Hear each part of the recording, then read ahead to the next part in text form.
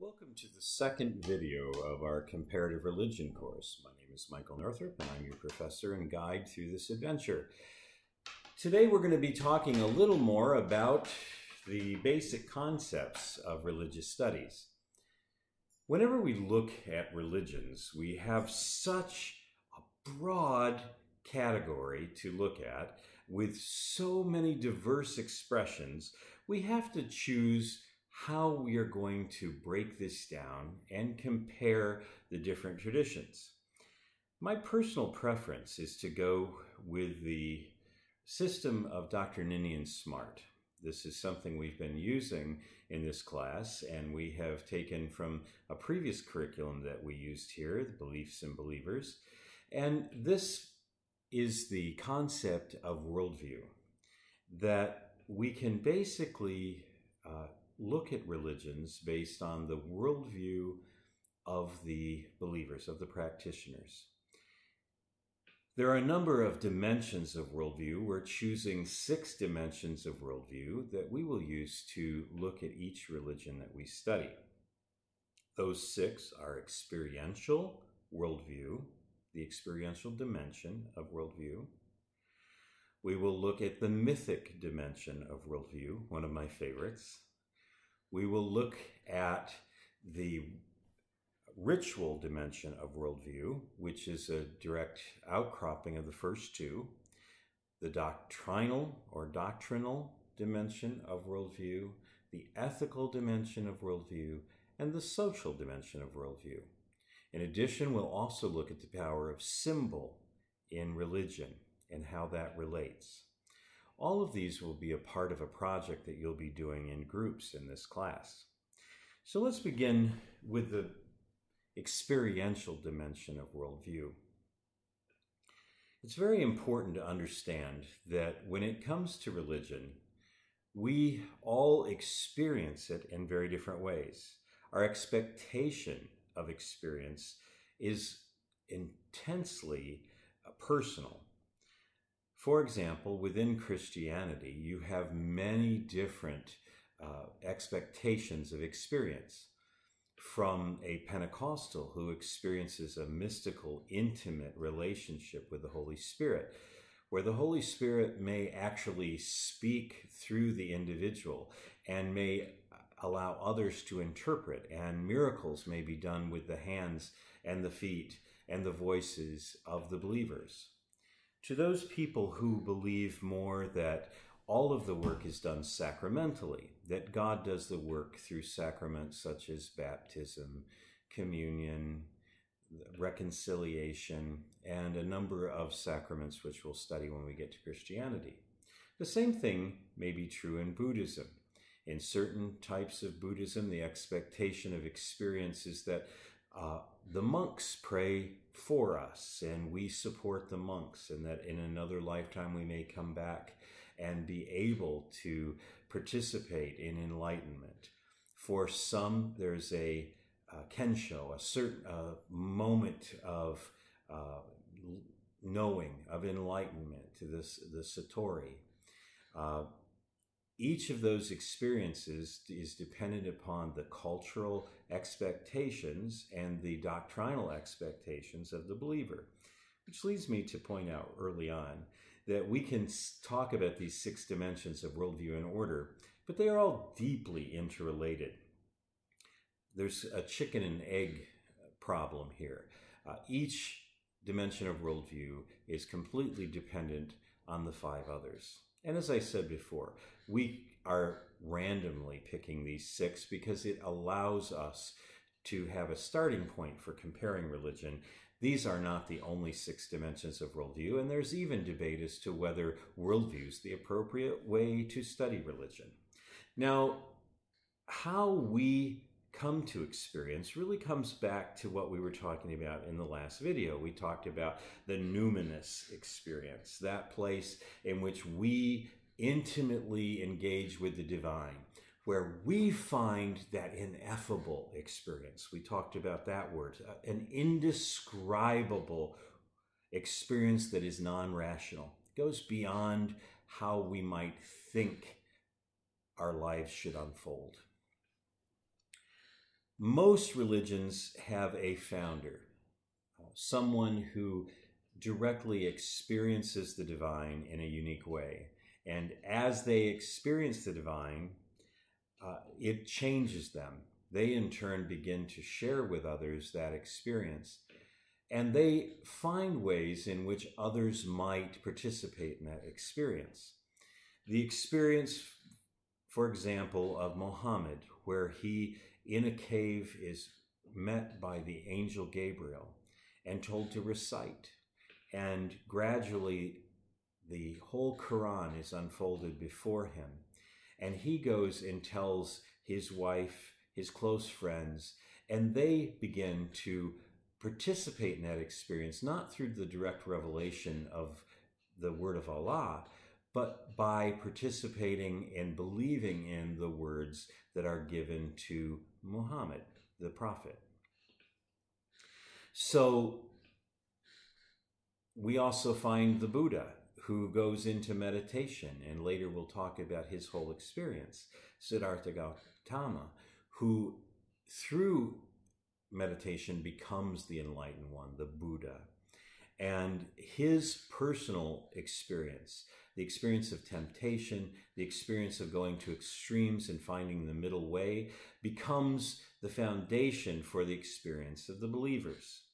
So it should be obvious as we're talking that the experiential dimension is going to be an outgrowth of all of the other dimensions of the religion. It starts with experience and then comes full circle to experience. The story of the religion, the myth, the rituals which reenact the myth and help people to participate, the belief system, the creeds, the doctrines, the dogmas, which lead into ethical standards and social responsibility, all create an experience for the believer, and we start through the circle again. The mythic dimension is perhaps my favorite to talk about. Now, if I were to ask you right now, what is a myth? I want you to just take a moment and think about it. What is a myth? In your experience, when you are talking about a myth or someone mentions mythology, for example, Greek mythology or Nordic mythology, what does that bring to mind? And how do you relate to that? Some of you may be saying, well, it's a false story. I want you to put that out of your mind right away. Because in the context of this class, we're going to work with two definitions, and I want you to write these down. They're both going to be very important, and they're both fundamental for our understanding of the mythic dimension of worldview. They're going to be critical as we move forward. One of your discussion questions is going to be, is the Bible myth?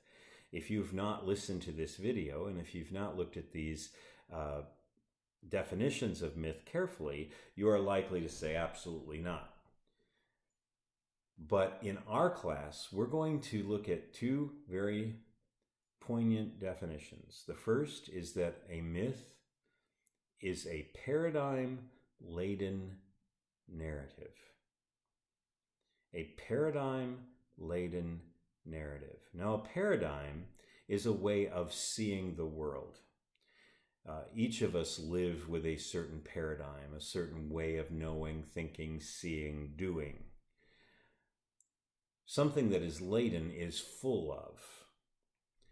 And a narrative, of course, is a story. So this is a story that is packed full of ways of being.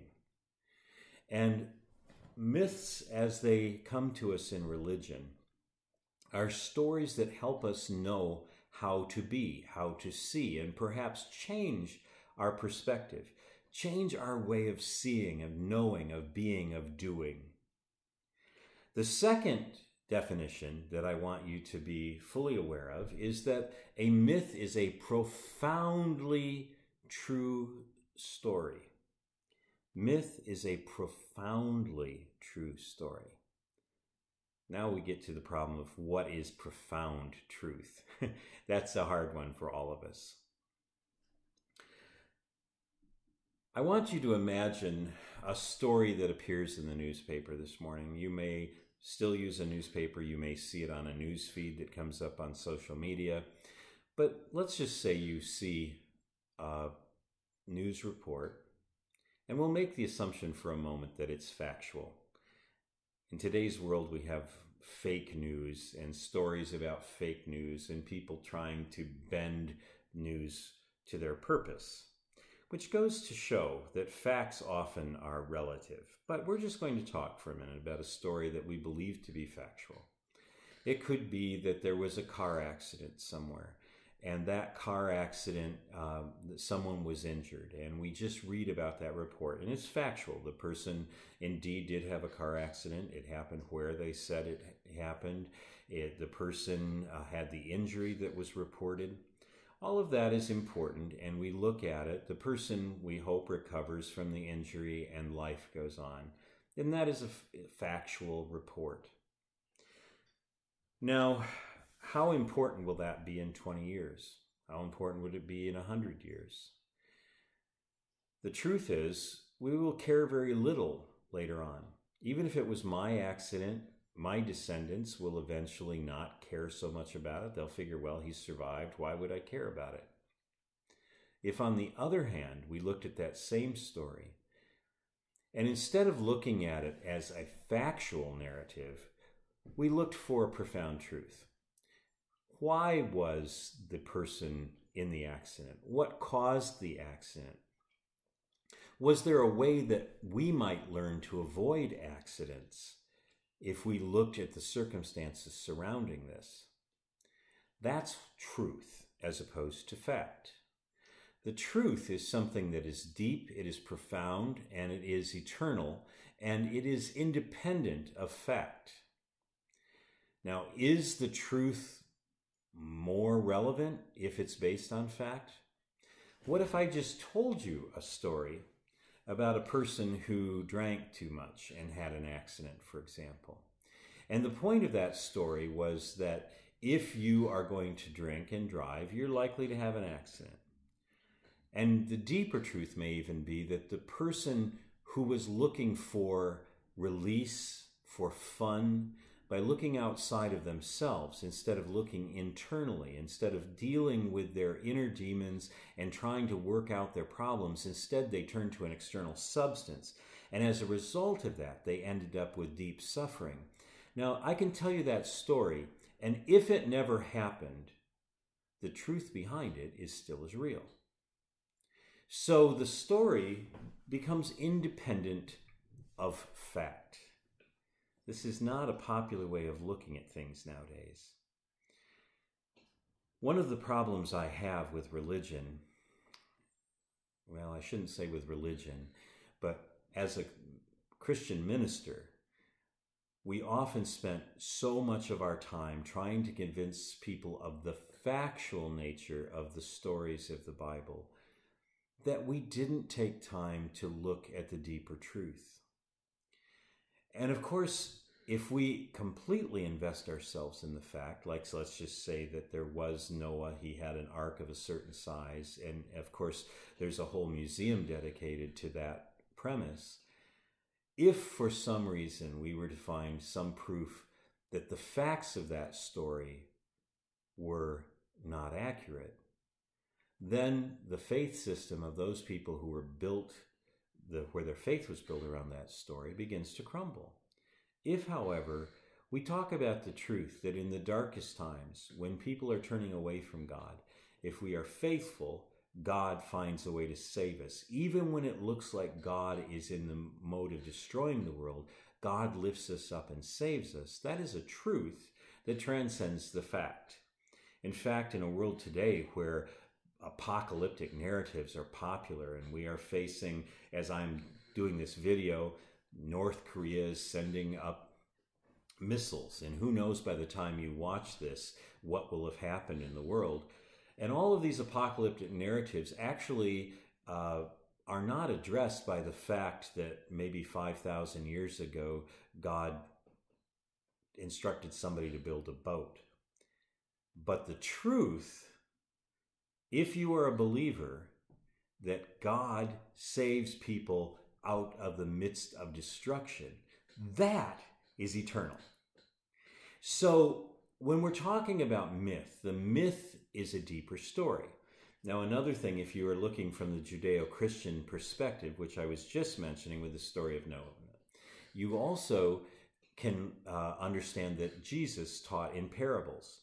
Nobody faults Jesus for those parables not necessarily being factual. We don't know, for example, in the parable of a man who built his house on the sand and the wind came and the house collapsed, as opposed to the man who built his house on a rock and the winds came and the house stood. We don't know that that's any more true than the 3 pigs who built their house out of straw and twigs and bricks. The truth behind both of those stories is what's important. I've never in my life had anybody say, well, did Jesus really know somebody who built a house on sand, and how silly would that be? Because he's telling a story that is dealing with a profound truth. It's a paradigm-laden narrative that deals with a profound truth. And this is what we're dealing with when we talk about myth. I hope that's clear. And if you have questions, I hope that you'll contact me. Now, in this video, we're just going to talk about one more aspect so we don't run too long here. And so the third aspect, the third dimension of worldview that we're going to talk about is the dimension of ritual. And this really could have its own video, but we're going to try to just sum it up in a few moments here, and perhaps we'll come to it in the beginning of the next video as well.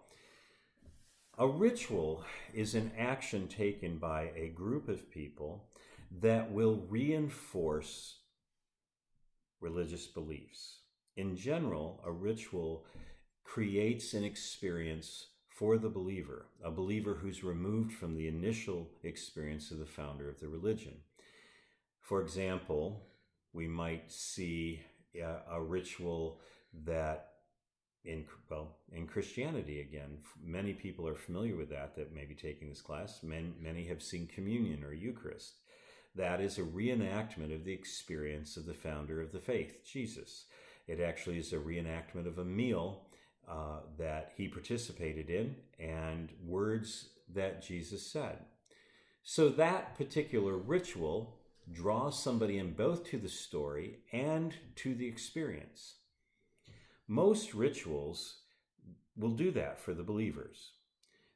Some of the pagan religions, the polytheistic religions, the nature-based religions, all of them share one thing, is that often they have rituals that celebrate nature and the cycles of nature.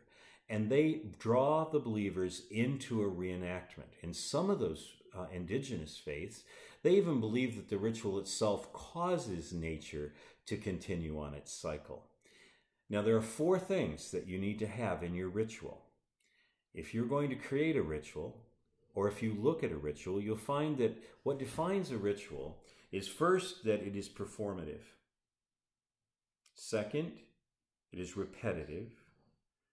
Third, it is sacramental. And fourth, it is social. Something that is performative is very simple. We don't have to spend a lot of time on this. It's something you perform. It's something you do. You have to act. A ritual is not something you think. So if you sit in meditation and you do Buddhist practice, the Buddhist practice is very important. It's mindfulness. That mindfulness is extremely important. It is done regularly within the faith system, but it is an inner work. A ritual is a performance, something one does externally.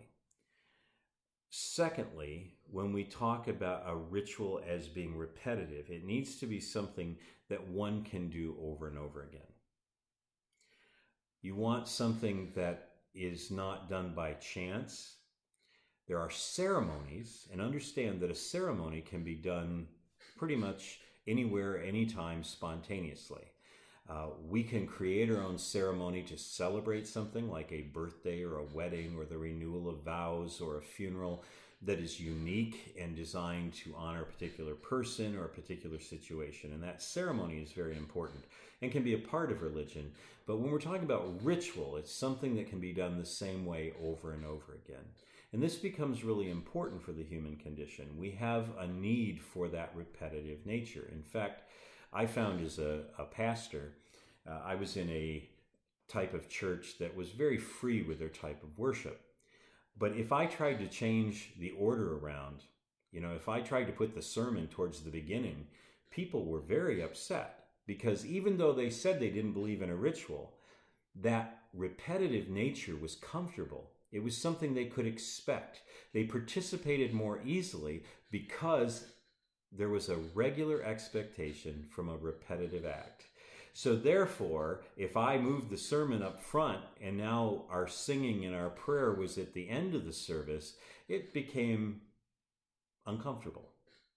So a ritual should be repetitive, something that all the participants can expect and can participate in over and over again.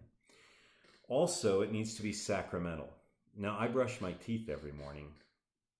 That is obviously performative. I'm doing something. It's repetitive because I do the same thing the same way every day. I have one of these electric toothbrushes that actually tells me how long I'm brushing on the top and then when I should stop and move inside. So I even brush for the same amount of time every morning. Does that make it a ritual? Not in the religious sense. In the religious sense, something must be sacramental. That comes from the same root as sacred.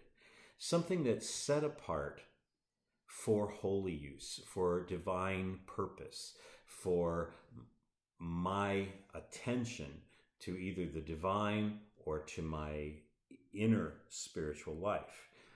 That is sacramental.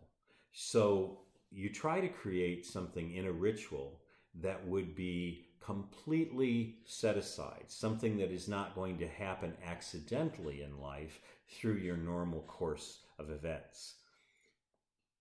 That's why these things become so extraordinary. In the religion you're going to create, in the exercise that's coming up in the following week, you're going to have to create a ritual. So you want to look at things that are special, that are out of the ordinary, that can be set aside. Then the fourth aspect is the aspect of being social. A ritual that is a religious ritual needs to be one that is done with other people.